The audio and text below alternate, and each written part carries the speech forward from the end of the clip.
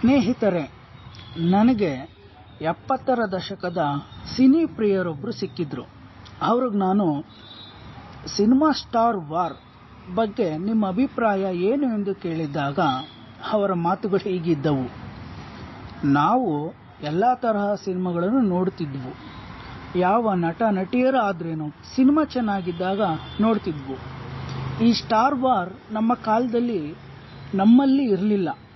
ಆದರೆ ಅದು ಇದ್ದದ್ದು ಕೆಲವು ಪತ್ರಕರ್ತರಲ್ಲಿ, ಕೆಲವು ಅಭಿಮಾನಿ ಸಂಘಟನೆಗಳಲ್ಲಿ, ನಿರ್ಮಾಪಕರಲ್ಲಿ, ನಿರ್ದೇಶಕರಲ್ಲಿ, ಕಲಾವಿದರಲ್ಲಿ ಇತ್ತೇ ಹೊರತು ನಮ್ಮ ಸಾಮಾನ್ಯ ಪ್ರೇಕ್ಷಕರಲ್ಲಿ ಇರಲಿಲ್ಲ.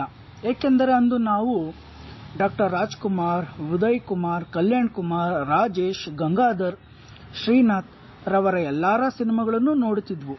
ಅದರಲ್ಲಿ ನಮಗೆ ನೆಚ್ಚಿನ ನಟ ಯಾರು ಎಂದರೆ ರಾಜ್ಕುಮಾರ್ ಅಂತ ಹೇಳೋವಿ. ನಂತರ ವಿಷ್ಣುವರ್ಧನ್, ಶಂಕರ್ನಾಗ್, ಅಂಬರೀಶ್, ಪ್ರಭಾಕರ್, ಶಿವರಾಜ್ ಕುಮಾರ್, ರವಿಚಂದ್ರನ್, ಅರ್ಜುನ್ ಸರ್ಜಾ ಎಲ್ಲರ ಸಿನಿಮಾಗಳನ್ನು ನೋಡುತ್ತಿದ್ವಿ.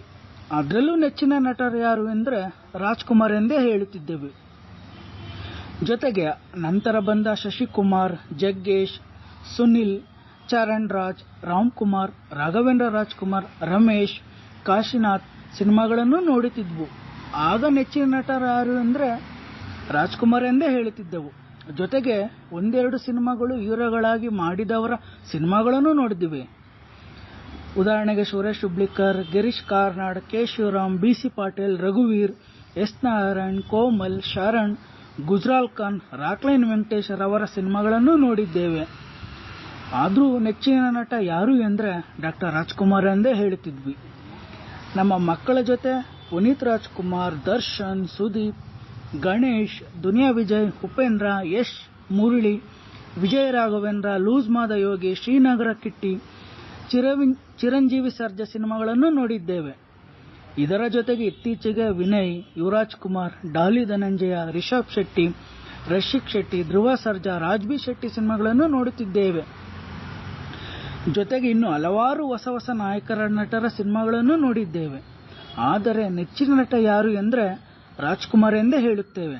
ಏಕೆಂದರೆ ನಮ್ಮ ರಾಜ್ಕುಮಾರ್ ಕಲೆಗೆ, ಸಂಸ್ಕೃತಿಗೆ, ಕನ್ನಡ ಭಾಷೆಗೆ, ಸಂಬಂಧಗಳಿಗೆ ಗೌರವ ಕೊಡೋದನ್ನು ನಮಗೆ ಸಿನಿಮಾ ಮೂಲಕ ಕಲಿಸಿಕೊಟ್ಟರು. ಹಾಗಾಗಿ ನಾವು ಉತ್ತಮ ಸಿನಿಮಾಗಳನ್ನು ನೋಡುತ್ತೇವೆ. ಆಗ ನನಗನ್ನಿಸಿದ್ದು, ಈಗಿನವರ ಥರ ನನ್ನ ಬಿಟ್ಟರೆ ಬೇರೆ ಯಾರೂ ಇಲ್ಲ ಎಂದು ಹೇಳಿ ಇತರೆ ನಟರನ್ನು ತೆಗಳೋದು, ಟ್ರೋಲ್ ಅಂತಾರಲ್ಲ, ಅದನ್ನು ಮಾಡುತ್ತಾ ಕೂರೋದು ಇಲ್ಲ. ಕಲೆ ಒಬ್ಬರಲ್ಲಿ ಒಂದೊಂದು ಥರ ಇರುತ್ತದೆ.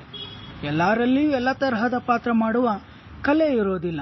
ಹಾಗೆ ನೋಡಿದರೆ ನಮಗೆ ರಾಜ್ಕುಮಾರ್ ಬಿಟ್ಟರೆ ಬೇರೆ ಯಾವ ಕಲಾವಿದರಲ್ಲಿಯೂ ಪರಿಪೂರ್ಣ ಕಲಾವಿದ, ಹೀರೋ ಆಗಿ ನೋಡಿಲ್ಲ ನಾವು.